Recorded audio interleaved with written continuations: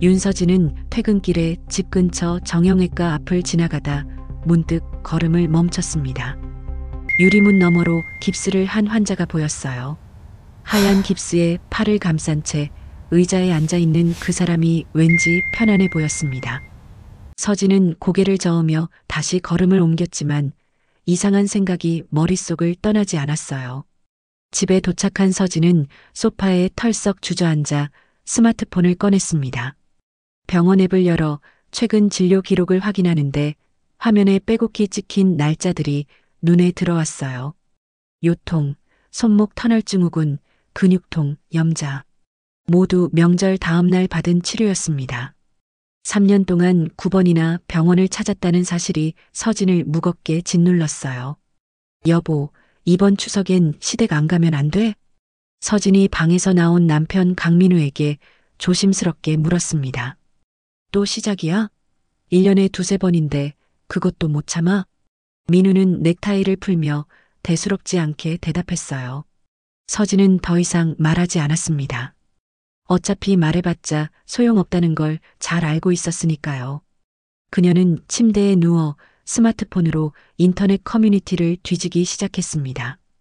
명절 증후군, 며느리 스트레스, 시댁 집안일이라는 검색어를 차례로 입력했어요. 그러다 한 게시글이 눈에 띄었습니다. 가짜 깁스로 명절 탈출 성공했어요. 서지는 순간 심장이 쿵 내려앉는 느낌을 받았습니다. 글을 클릭해 읽어내려가는데 손이 미세하게 떨렸어요. 해외 직구 사이트를 검색한 서진은 의료용 가짜 깁스 제품을 찾아냈습니다. 리뷰를 하나하나 읽으며 실제 깁스와 구별이 안 됨, 의사도 속았어요. 같은 댓글들을 확인했어요. 서진은 한참을 망설이다가 결국 주문 버튼을 눌렀습니다. 결제가 완료되자 죄책감과 해방감이 동시에 밀려왔어요. 다음 날 회사에서 동료 김연아가 물었습니다. 서진아, 추석 때 시댁까지? 응. 근데 팔을 좀 다쳐서 못 갈 것 같아. 서진은 거짓말을 연습하듯 대답했습니다. 현아는 어머, 괜찮아? 하며 걱정스러운 표정을 지었지만 서진은 애써 웃으며 넘겼어요. 퇴근 후 우체국 택배함 앞에 선 서진은 떨리는 손으로 깁스 패키지를 꺼냈습니다. 차 안에서 조심스럽게 포장을 뜯자 놀랍도록 정교한 깁스가 나타났어요. 서진은 백미러를 보며 왼팔에 깁스를 착용해 봤습니다. 벨크로 스트랩을 조이자 마치 진짜 병원에서 해온 것처럼 완벽했어요. 서진은 거울 속 자신을 바라보며 복잡한 표정을 지었습니다. 집에 돌아온 서진은 거실에 앉아있던 민우에게 깁스한 팔을 내밀었습니다. 여보, 나 오늘 회사 계단에서 넘어져서. 뭐? 언제? 병원은 갔어? 민우가 깜짝 놀라며 자리에서 일어났어요. 응급실에서 응급처치 받았어. 손목 인대 다쳤대. 내일 정형외과 가려고. 서진은 준비한 대로 차분하게 말했습니다. 민우는 깁스를 자세히 들여다보며 진단서는 받았냐고 물었지만 서진은 내일 병원에서 받는다고 둘러댔어요. 그날 밤 서진은 잠들지 못하고 천장을 바라봤습니다. 깁스를 한 왼팔이 묵직하게 느껴졌어요. 이게 과연 옳은 선택인지 아니면 돌이킬 수 없는 실수인지 알 수 없었습니다. 추석 당일 아침 강민우가 운전하는 차는 고속도로를 달렸습니다. 조수석에 앉은 서진은 깁스 한 팔을 창밖으로 내밀어 햇빛에 비춰봤어요. 하얀 깁스가 햇살을 받아 더욱 그럴듯해 보였습니다. 서진은 가슴이 두근거렸지만 이미 돌아갈 수 없다는 걸 알고 있었어요. 2시간을 달려 시댁에 도착하자 익숙한 2층 주택이 눈앞에 나타났습니다. 현관문을 열고 들어서자 거실에서 TV 소리가 들렸어요. 시아버지 강철수는 소파에 비스듬히 누워 추석 특집 프로그램을 보고 있었습니다. 부엌에서는 냄비 부딪히는 소리와 함께 시어머니 박순자의 분주한 움직임이 느껴졌어요. 어머니, 명절 준비 많이 하셨어요? 서진이 기부스를 한 팔을 살짝 감추며 인사했습니다. 박순자가 부엌에서 고개를 내밀더니 서진의 팔을 발견하고는 재빨리 앞치마를 벗으며 다가왔어요. 어머, 그게 뭐야? 팔은 언제 다쳤어? 박순자의 눈빛이 날카로워졌습니다. 이틀 전에 회사 계단에서 미끄러져서요. 손목 인대를 다쳐서 6주 동안 깁스를 해야 한대요. 서진은 준비한 대로 또박또박 설명했어요. 박순자는 서진의 깁스를 이리저리 돌려보며 자세히 살폈습니다. 병원은 어디서 갔어? 진단서는 있고? 응급실에서 급하게 처치받아서 진단서는 다음 주에 받기로 했어요. 서진의 목소리가 살짝 떨렸지만 박순자는 알아채지 못한 것 같았습니다. 박순자는 한참을 깁스를 들여다보다가 고개를 끄덕이며 부엌으로 돌아갔어요. 오후 2시쯤 신우이 이수진이 남편과 아이들을 데리고 도착했습니다. 아이들이 할머니 하며 달려들자 박순자는 웃으며 아이들을 안아주었어요. 그러다 수진에게 말했습니다. 내 올케가 팔을 다쳤대. 이번 명절에는 일을 못하겠네. 박순자의 목소리에는 못마땅함이 묻어났어요. 수진은 거실로 들어와 서진의 깁스를 흘끗 보더니 말했습니다. 언니 많이 아프세요? 그래도 한 손은 괜찮으시니까 할 수 있는 건 도와주셔야죠. 서진은 억지로 미소를 지으며 고개를 끄덕였습니다. 저녁 6시 본격적인 식사 준비 시간이 되었어요. 박순자는 부엌에서 전을 부치고 나물을 무치고 탕을 끓이느라 정신이 없었습니다. 서진아, 깁스했어도 오른손은 멀쩡하잖아. 그릇 좀 날라줘. 박순자가 부엌에서 소리쳤어요. 서진은 마지못해 오른손으로 그릇을 하나씩 들고 거실로 날랐습니다. 민우와 시아버지는 거실에서 나란히 앉아 TV를 보며 웃고 있었어요. 수진의 남편도 그 옆에 앉아 맥주를 마시고 있었습니다. 아무도 부엌을 거들지 않았어요. 서진이 그릇을 나르는 동안 박순자는 부엌 구석에서 며느리를 유심히 관찰했습니다.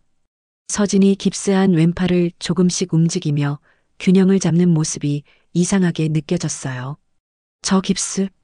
뭔가 이상한데. 박순자는 작게 중얼거렸습니다. 서진은 그 말을 듣지 못했지만 박순자의 시선이 자신을 따라다닌다는 건 느낄 수 있었어요. 부엌과 거실을 오가며 서진은 점점 불안해졌습니다. 박순자의 눈빛이 예사롭지 않았으니까요. 명절 당일 점심 시댁 거실에는 일가 친척 15명이 모여들었습니다. 큰아버지, 작은아버지 가족들이 차례로 도착해 집안이 북적거렸어요. 상 위에는 박순자가 아침부터 준비한 음식들이 가득 차려졌습니다. 서진은 깁스한 팔 때문에 젓가락질이 불편한 척하며 천천히 식사했어요. 며느리가 팔을 다쳐서 일을 못해요. 참 타이밍도 기가 막히죠? 박순자가 친척들에게 일부러 크게 말했습니다.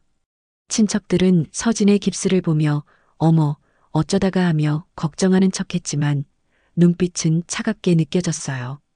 서진은 고개를 숙인 채 밥을 입에 넣었지만 제대로 넘어가지 않았습니다. 식사가 끝나자 설거지할 그릇들이 부엌 싱크대에 산더미처럼 쌓였어요. 서진아, 넌 쉬고 있어. 수진이가 도와줄 거야. 박순자가 말했지만 정작 수진은 거실에서 아이들 옆에 앉아 스마트폰을 보고 있었습니다. 서진은 부엌 입구에 서서 박순자 혼자 설거지하는 모습을 바라봤어요. 도와주고 싶었지만 깁스 때문에 못한다는 핑계를 유지해야 했습니다. 오후 3시쯤 박순자는 화장실 간다며 자리를 비운 서진의 뒤를 몰래 따라갔어요. 거실 구석에서 민우를 손짓으로 불렀습니다. 민우야, 내 와이프 깁스 좀 이상하지 않니? 엄마, 무슨 소리세요? 민우가 난처한 표정으로 주변을 둘러봤어요. 병원 어디 갔는지 확인해봐. 진단서도 없고 뭔가 수상해. 박순자의 목소리에는 확신이 담겨 있었습니다. 설마 와이프를 의심하시는 거예요? 진짜 다쳤는데. 민우는 변호했지만 목소리에 힘이 없었어요.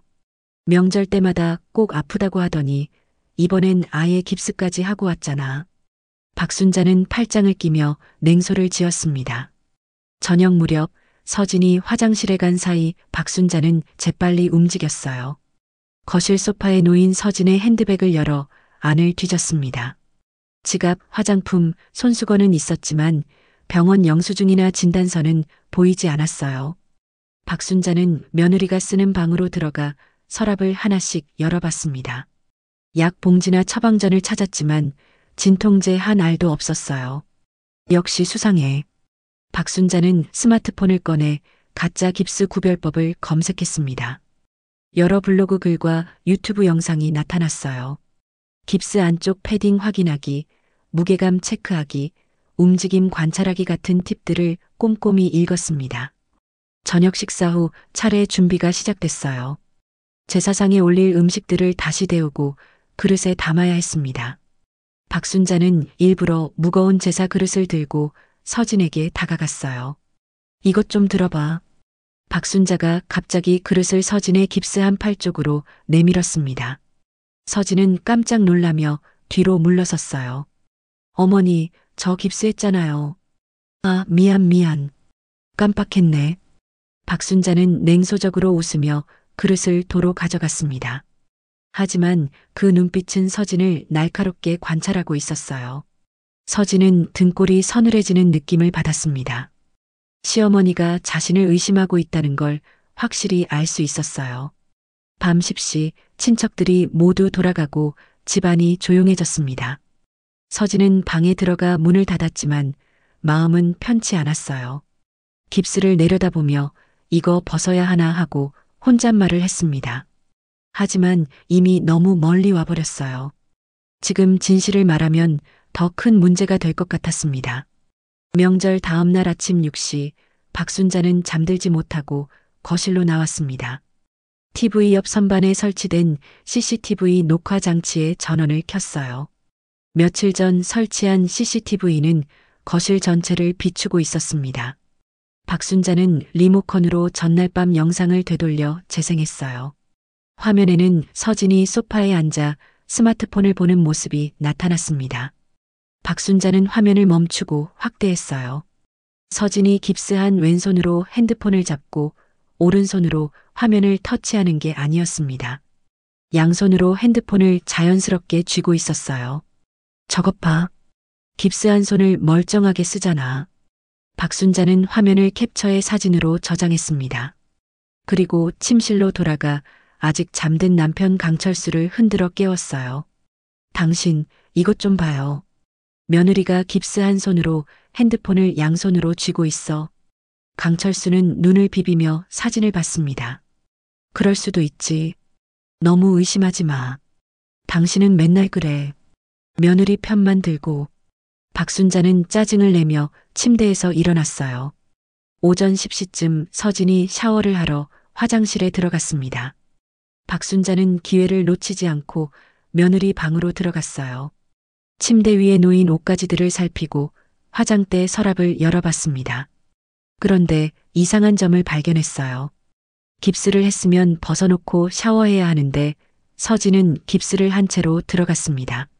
15분 후 서진이 머리를 적신 채 나왔어요. 박순자는 복도에서 기다리고 있다가 물었습니다. 깁스한 채로 샤워해? 보통 비닐로 감싸야 하지 않아? 서진은 순간 당황했지만 재빨리 대답했어요. 아, 방수 깁스예요. 요즘은 이런 것도 나와요. 방수 깁스? 처음 들어보네. 어느 병원이라고 했지? 박순자의 목소리가 날카로워졌습니다. 강남에 있는 정형외과인데 이름이 정확히 기억이 안 나요. 서진은 얼버무리며 방으로 들어갔어요. 점심 식사 후 박순자는 민우를 부엌으로 불러냈습니다. 민우야, 오늘 당장 내 와이프 데리고 병원 가서 진단서 떼어와. 엄마, 왜 그러세요? 서진이가 아픈데. 안 그러면 내가 직접 확인할 거야. 저 깁스 가짜 같아. 박순자의 목소리는 단호했습니다. 민우는 할 수 없이 아내를 찾아갔어요. 서진아, 엄마가 진단서 보자시는데 우리 병원 한번 갈까? 서진은 설거지하던 손을 멈췄습니다. 무슨 소리야? 나 아픈 사람인데 왜 증명을 해야 해? 그냥 엄마 마음 풀어드리자. 진단서 하나면 되잖아. 민우는 조심스럽게 말했지만 서진의 표정은 굳어갔어요. 오후 3시 박순자는 친정 언니에게 전화를 걸었습니다. 언니, 우리 며느리가 가짜 깁스를 한 것 같아. 어떻게 확인하지? 직접 벗겨보면 되지. 뭘 그렇게 고민해. 전화 너머 언니의 목소리는 단순했어요. 박순자는 고개를 끄덕이며 전화를 끊었습니다. 저녁 6시 박순자는 가족들을 거실로 모았어요.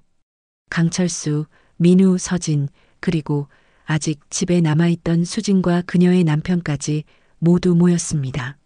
며느리 깁스 문제를 짚고 넘어가야겠어. 박순자가 팔짱을 끼고 서진을 바라봤습니다. 거실에 긴장감이 흘렀어요. 서진은 소파에 앉아 깁스 한 팔을 가슴에 끌어안았습니다. 민우는 어머니와 아내 사이에서 난처한 표정으로 눈치만 봤어요. 폭풍전야 같은 정적이 거실을 가득 채웠습니다. 거실에 모인 식구들은 각자 자리에 앉았습니다. 강철수는 소파 정중앙에, 박순자는 그 옆에 꼿꼿이 앉았어요. 민우는 아내 서진 옆에 붙어 앉았고 수진 부부는 건너편 의자에 자리를 잡았습니다. 박순자는 태블릿 PC를 무릎에 올려놓고 화면을 켰어요. 다들 이것 좀 봐요. 박순자가 태블릿을 들어 보이자 화면에는 CCTV 영상이 재생되고 있었습니다. 어젯밤 서진이 거실에서 스마트폰을 보는 장면이었어요. 이거 봐요. 깁스한 손으로 핸드폰을 양손으로 잡고 있잖아요. 서진은 화면을 보며 입술을 깨물었습니다. 그게 뭐가 이상해요? 손목은 다쳤지만 손가락은 움직일 수 있어요. 서진의 목소리가 떨렸어요. 그럼 진단서를 보여줘요. 어느 병원에서 언제 치료받았는지. 박순자가 태블릿을 내려놓으며 말했습니다. 진단서는 아직 안 떼었다고 했잖아요. 서진은 깁스 한 팔을 더 꽉 끌어안았어요. 강철수가 무거운 목소리로 물었습니다. 며느리, 솔직히 말해요. 정말 다친 거 맞소? 제가 거짓말쟁이처럼 보여요? 서진의 눈에 눈물이 맺혔습니다. 민우가 끼어들었어요. 엄마, 아빠, 너무하시는 거 아니에요? 서진이가 왜 거짓말을 해요? 하지만 민우의 목소리에는 확신이 없었습니다. 오히려 떨리는 음성이 의심을 더 키웠어요. 그럼 내가 직접 확인하겠어요. 박순자가 자리에서 일어나 서진에게 다가왔습니다. 서진은 반사적으로 몸을 뒤로 빼며 소리쳤어요. 만지지 마세요. 진짜 다쳤으면 확인시켜드리면 되잖아요, 언니. 수진이 조용히 한마디 거들었습니다. 서진은 수진을 돌아봤어요. 다들 미쳤어? 왜 내가 증명을 해야 하는데? 서진의 목소리가 점점 커졌습니다. 박순자는 더 이상 참지 못하고 서진의 왼팔을 붙잡았어요. 놓으세요. 이게 무슨 짓이에요? 서진이 필사적으로 팔을 빼려 했지만 박순자의 힘은 생각보다 셌습니다. 민우가 일어나 어머니를 말렸지만 이미 늦었어요. 박순자의 손이 깁스 위쪽 벨크로 스트랩에 닿았습니다. 찌리릭 하는 소리와 함께 스트랩이 풀렸어요. 서진이 안 돼요. 하고 소리쳤지만 박순자는 깁스를 아래로 잡아당겼습니다. 깁스가 반쯤 벗겨지며 그 안에서 멀쩡한 손목과 팔이 드러났어요. 상처도 붓기도 멍도 없는 깨끗한 피부였습니다. 거실이 순간 조용해졌습니다. 아무도 말하지 않았어요. 강철수는 입을 벌린 채 며느리를 바라봤고 수지는 손으로 입을 가렸습니다. 민우는 아내의 멀쩡한 팔을 멍하니 쳐다봤어요. 역시 가짜였어. 이 거짓말쟁이야. 박순자가 깁스를 바닥에 집어던졌습니다. 깁스는 마룻바닥에 떨어져 텅하는 소리를 냈어요. 서진은 드러난 왼팔을 오른손으로 감싸 쥐고 고개를 숙였습니다. 어깨가 작게 떨리고 있었어요. 민우는 서진아 하고 불렀지만 그 뒤를 잇지 못했습니다. 무슨 말을 해야 할지 알 수 없었으니까요. 서진은 바닥에 떨어진 가짜 깁스를 멍하니 바라봤습니다. 하얀 깁스는 거실 조명 아래서 초라하게 놓여 있었어요. 모든 식구의 시선이 서진에게 쏠렸습니다. 그 순간 서진은 갑자기 고개를 들어 박순자를 똑바로 쳐다봤어요. 네, 가짜예요. 그래서 어쩌라고요? 서진의 목소리는 떨렸지만 당당했습니다. 박순자는 눈을 크게 떴어요. 뭐, 지금 내가 무슨 짓을 한 건지 알아? 제가 왜 이렇게까지 했는지는 생각 안 해보셨어요? 서진이 자리에서 일어났습니다. 그녀는 주머니에서 스마트폰을 꺼내 화면을 켰어요. 병원 앱을 열어 진료 기록을 보여줬습니다. 이거 보세요. 최근 3년간 명절 다음 날 받은 치료 기록이에요. 화면에는 날짜와 병명이 빼곡히 적혀 있었어요. 요통, 손목 터널 증후군, 근육통, 염자. 작년 설날에는 18시간 동안 부엌에 있었어요. 화장실도 제대로 못 갔죠. 서진은 다른 사진을 꺼내 보여줬습니다. 손목에 보호대를 찬 사진이었어요. 그 결과가 이거예요. 의사 선생님이 더 이상 무리하면 만성이 된다고 했어요. 민우가 아내의 팔을 잡으려 했습니다. 서진아, 그래도 그렇지. 거짓말까지 하면 어떡해. 서진은 남편의 손을 뿌리쳤어요. 당신은 뭘 했는데? 명절 내내 거실에서 TV만 봤잖아. 나도 피곤했어. 운전도 하고. 민우의 변명은 힘이 없었습니다. 강철수가 자리에서 일어나며 호통쳤어요. 며느리 주제에 어른한테 대들어? 며느리는 사람이 아닌가요? 왜 저만 이래야 해요? 서진의 목소리가 거실에 울렸습니다. 수진이 조심스럽게 끼어들었어요. 언니, 나도 시댁 가면 똑같아요. 그래도 다들 참는 거잖아요. 서진은 수진을 돌아봤습니다. 그게 자랑이에요? 그렇게 살고 싶으세요? 수진은 대답하지 못하고 고개를 숙였어요. 박순자가 다시 나섰습니다. 나도 젊었을 때 다 그렇게 했어. 시어른 모시고 명절 음식 다 만들고. 내가 유난인 거야. 그래서 다음 세대도 똑같이 고생해야 한다는 거예요? 서진의 눈에서 눈물이 흘러내렸습니다. 하지만 목소리는 멈추지 않았어요. 어머니는 행복하셨어요? 그렇게 사시면서 한 번이라도 행복하셨냐고요? 박순자의 얼굴이 굳었습니다. 대답할 말을 찾지 못한 채 입만 벌렸다 닫았어요. 민우는 아내와 어머니 사이에서 말없이 고개를 숙였습니다. 강철수는 한숨만 내쉬며 집안 망신이야, 망신하고 중얼거렸어요. 당장 짐 싸서 나가. 너 같은 며느리는 필요 없어. 박순자가 손가락으로 방을 가리키며 말했습니다. 네, 나갈게요. 어차피 여기 다시 안 올 거예요. 서진은 눈물을 닦으며 방으로 향했어요.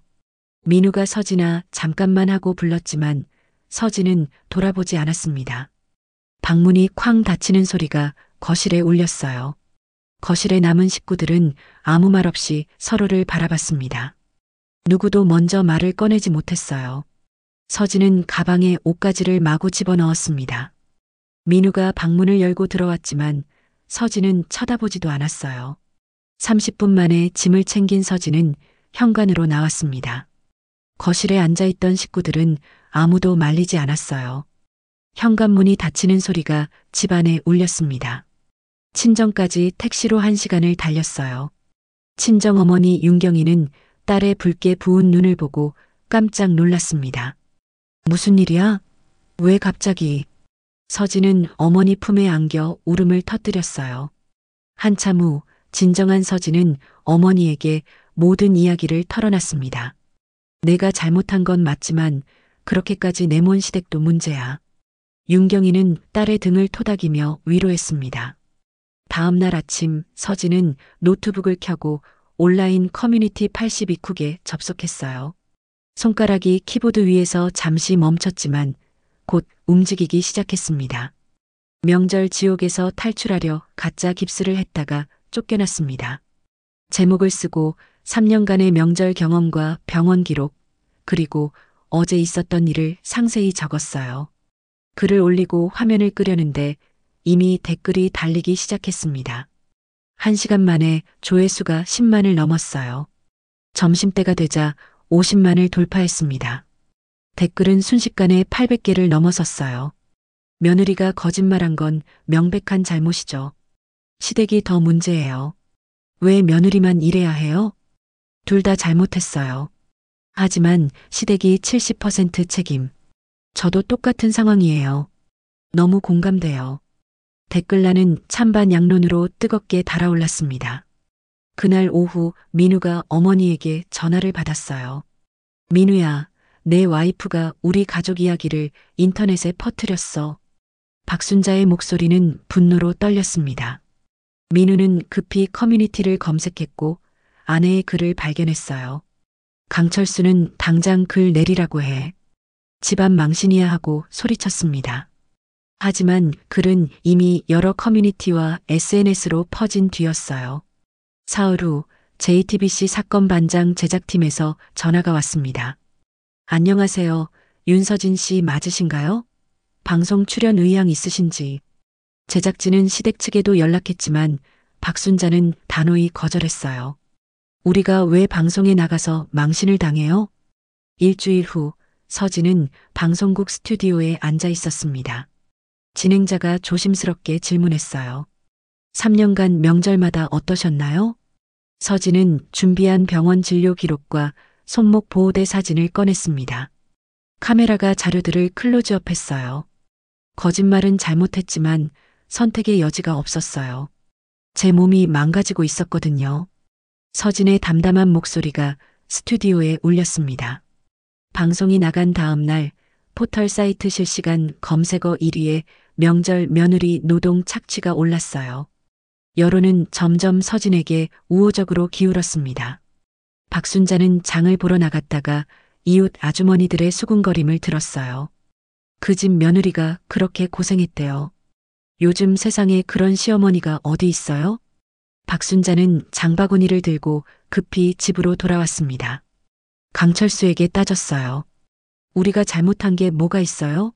원래 며느리가 하는 일인데. 하지만 강철수도 회사 동료들에게 비슷한 말을 들은 터였습니다. 민우는 회사 휴게실에서 동료들과 커피를 마시다가 물었어요. 너네 집도 명절 때 그래?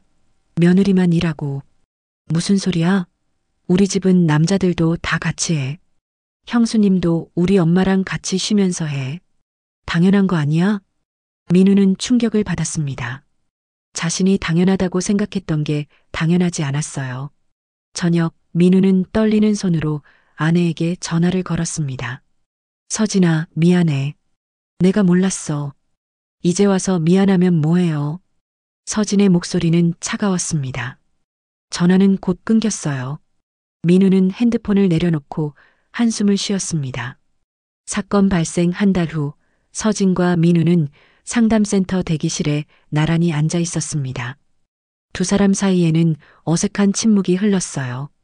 상담실 문이 열리고 중년의 여성 상담사가 미소를 지으며 두 사람을 맞이했습니다. 들어오세요. 편하게 앉으시면 돼요. 상담사는 두 사람의 이야기를 1시간 동안 들었어요. 서진은 3년간의 명절 고통을, 민우는 자신이 몰랐던 아내의 아픔을 이야기했습니다. 문제는 개인이 아니라 구조였어요. 민우 씨는 방관했고 서진 씨는 참다가 폭발했죠. 상담사의 말에 민우는 고개를 떨구었어요. 저는 아내를 도왔다고 생각했는데 실제로는 아무것도 안 했네요. 민우의 목소리가 작아졌습니다. 상담을 마치고 나온 두 사람은 커피숍에 마주 앉았어요. 민우가 먼저 입을 열었습니다. 서진아, 시간 좀 줘. 내가 변할게. 서진은 커피잔을 돌리며 대답했어요. 정말 변할 수 있어요? 당신 부모님은요? 같은 시각 시댁 거실에서는 박순자와 강철수가 마주 앉아 있었습니다. 우리가 뭘 잘못했다고 이렇게 손가락질을 받아요? 박순자는 여전히 억울해했어요. 하지만 강철수는 조심스럽게 말했습니다. 그래도 이제 명절 때 좀 달라져야 하는 거 아니오? 당신까지 그래요? 박순자의 목소리가 높아졌지만 강철수는 더 이상 대꾸하지 않았습니다. 며칠 후 수진이 서진에게 조심스럽게 문자를 보냈어요. 언니, 용기 내줘서 고마워요. 저도 생각이 많아졌어요. 서진은 문자를 읽고 한참을 망설이다가 답장을 보냈습니다. 수진아, 고마워. 내가 행복했으면 좋겠어. 다음 명절인 추석이 한 달 앞으로 다가왔어요. 민우는 아내를 만나 조심스럽게 제안했습니다. 이번 명절은 우리 둘이 조용히 보내자. 시댁은 안 가도 돼. 정말요? 어머니가 뭐라 안 하시겠어요? 서진이 의아한 표정으로 물었어요. 내가 책임질게. 이제부터는 내가 중심을 잡을게. 민우의 목소리에는 이전과 다른 확신이 담겨 있었습니다. 추석 당일 박순자는 혼자 부엌에서 명절 음식을 준비했어요.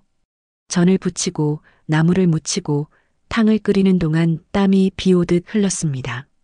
무거운 냄비를 옮기려다 허리에 삐끗하는 통증이 왔어요. 박순자는 그 자리에 주저앉고 말았습니다. 강철수가 부엌으로 달려왔어요. 여보, 괜찮소? 괜찮긴. 허리가. 그때 수진의 남편이 부엌으로 들어왔습니다. 어머니, 제가 뭘 도와드릴까요? 처음 듣는 말이었어요. 박순자는 놀란 눈으로 사위를 쳐다봤습니다. 강철수도 앞치마를 두르며 말했어요. 나도 도와야겠소. 뭘 하면 돼요? 박순자는 순간 눈시울이 뜨거워졌습니다. 고마워요. 그날 처음으로 명절 음식은 온 가족이 함께 만들었어요. 같은 시각 서진은 친정에서 부모님과 함께 편안한 명절을 보내고 있었습니다. 어머니와 함께 전을 부치고 아버지는 상을 차리며 웃었어요. 저녁 식사 후 서진은 방에서 일기를 썼습니다. 가짜 깁스는 잘못이었지만 이 일로 뭔가 바뀔 수 있다면 의미가 있었던 것 같다.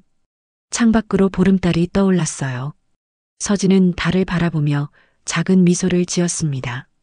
다음 날 뉴스에서는 명절 가사노동 분담에 관한 설문조사 결과가 발표됐어요. 명절 준비 가족 모두가 함께해야 78%, 며느리만 하는 건 잘못됐다 82%. 여론은 변하고 있었습니다. 하지만 여전히 많은 가정에서는 며느리만 일하고 있었어요. 어떤 집은 모두가 함께 준비하고 어떤 집은 예전 그대로였습니다. 변화는 더디지만 분명히 시작되고 있었어요. 서진의 용기가 작은 파문을 만들었고 그 파문은 조금씩 퍼져나가고 있었습니다. 여러분은 이 이야기를 보시고 어떤 생각이 드셨나요? 서진의 선택, 과연 잘못된 걸까요? 아니면 어쩔 수 없는 선택이었을까요? 그리고 박순자 시어머니, 정말 나쁜 사람일까요? 아니면 시대의 피해자일까요? 댓글로 여러분의 생각을 들려주세요. 혹시 여러분도 비슷한 경험이 있으시다면 용기 내어 이야기해주세요. 여러분의 이야기 하나하나가 누군가에게는 큰 위로가 될 수 있습니다. 구독과 좋아요는 더 많은 이야기를 전하는데 큰 힘이 됩니다. 다음 이야기에서 또 만나요.